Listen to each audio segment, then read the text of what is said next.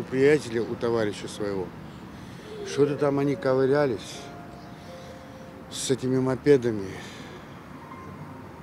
Больше ничего не знаю. Пока больше ничего не знаем. Вот мы ждем, вот ребенок, чтобы в себя пришел, да, стабилизировать, чтобы потом только мы что-то сможем узнать. Пока ребенку 15 лет, еще пока ничего не знаем.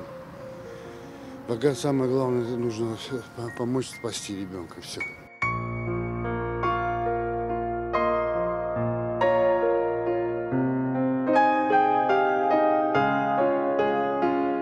Причина конкретно мы сказать не можем, потому как ребенок в реанимации находится, к нему не пускают, говорить он не может. Как только он стабилизируется, мы с ним поговорим, мы все выясним.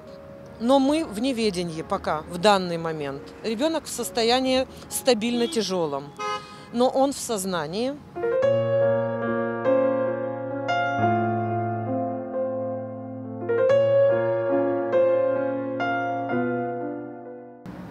Если кто может, пусть поможет.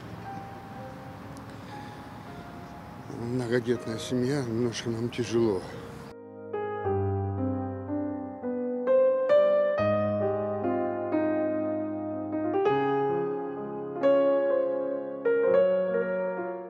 Надеемся на лучшее, молимся. Деньги нужны на реабилитацию ребенка.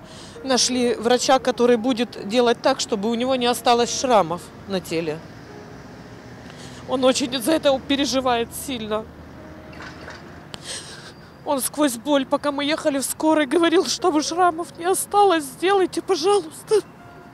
Я надеюсь, с помощью всех, кто неравнодушен, у нас все получится, мы встанем на ноги, все будет хорошо. Спасибо всем.